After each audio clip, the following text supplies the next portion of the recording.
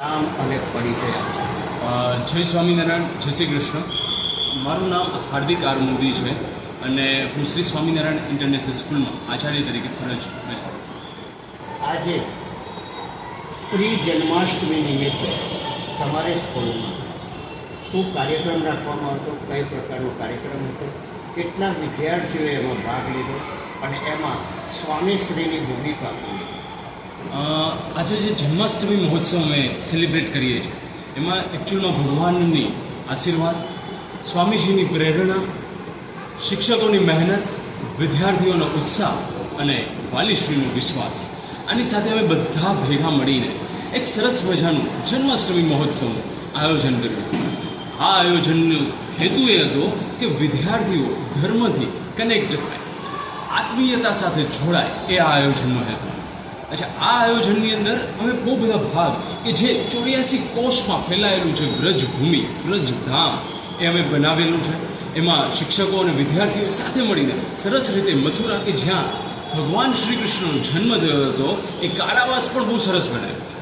ત્યાંથી યમુના નદી આગળ જઈએ તરત જ ગોકુળમાં ભગવાન શ્રી કૃષ્ણની સરસ મજાની બાળ લીલાઓ ખૂબ જ સરસ રીતે આપણા બધાના મનને મોહી લે એ રીતની સરસ મજાની બાળ લીલાઓ તૈયાર કરાવવામાં આવી છે.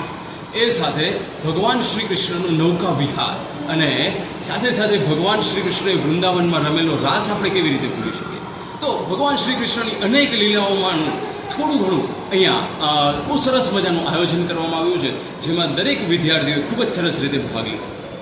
આજે અહીંયા આ જન્માષ્ટમી મહોત્સવની જે ઉજવણી કરવામાં આવી એમાં કુલ કેટલા વિદ્યાર્થીઓ હાજર રહ્યા?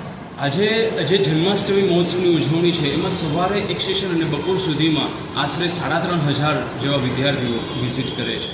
કેટલા શિક્ષકોએ આમાં રસ લીધો અને આ બનાવવામાં બધું મદદ કરી? આની અંદર આશરે 90 થી 100 જેટલા ટીચર્સે રસ લીધો છે અને બહુ સરસ રીતે, એકચ્યુઅલમાં રસ તો બધા શિક્ષકોએ લીધો છે અને બહુ સરસ રીતે બધાએ ભેગા મળી અને આ બનાવ્યું છે. આ બનાવવામાં જે આખી થીમ તૈયાર કરવામાં આવી છે તેમાં કેટલા દિવસ લાગ્યા હતા? આ બનાવવામાં અને જે આપણે જોઈએ છે બહુ ખૂબ જ મોટું કાર્ય હતું, પણ મેં કીધું એમ કે બધાના સાથ સહકાર અને ભગવાનના આશીર્વાદથી આ લગભગ 4 થી 5 દિવસમાં જ તૈયાર કરવામાં આવ્યું છે. અને અહીંયા તમારા સ્કૂલના પ્રાંગણમાં જી એક મટકી ફોડનો પણ કાર્યક્રમ કરવામાં આવ્યો. જી, તો એના માટે થોડી માહિતી.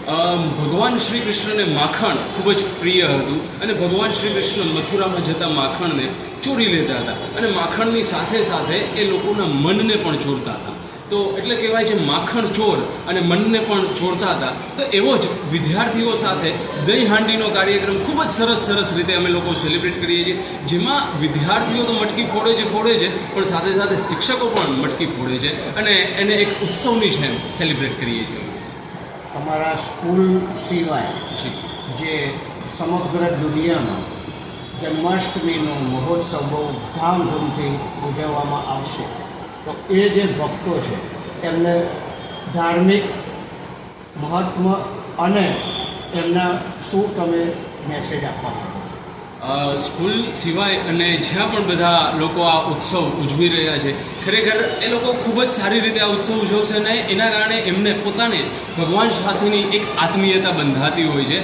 કહેવાય ને કે મથુરામાં જન્મોત્સવ ઉજવાય છે, તો ગોકુળની અંદર નંદોત્સવ ઉજવાય છે અને બહુ સરસ રીતે બધા લોકો ભેગા મળી અને દહીં હાંડી કાર્યક્રમ, રાસ ગરબાનો કાર્યક્રમ અને મીઠાઈને ખાતા હોય છે અને આનાથી એક જૂથતા વધે છે, એકતા વધે છે, પ્રેમ અને લાગણી વધે છે. અને આપણા આજની જે પેઢી છે, જે યુવા પેઢી છે કે જે અત્યારે ફોન તરફ અને જે કદાચ આપણે એવું કહીએ કે ટીવી અને ફોન સિવાય એ લોકો બહારની દુનિયા નથી જોતા, તો આ બધા કાર્યક્રમમાં જ્યારે એ લોકો જોશે તો એમને પણ એવું થશે કે ખરેખર ભગવાન કૃષ્ણ પણ જો આવી રમતો રમતા હતા તો આપણે પણ રમવું જોઈએ ને એનાથી એક મગજનું મતલબ માનસિક અને શારીરિક આ બંને વિકાસ બહુ સારો થાય છે.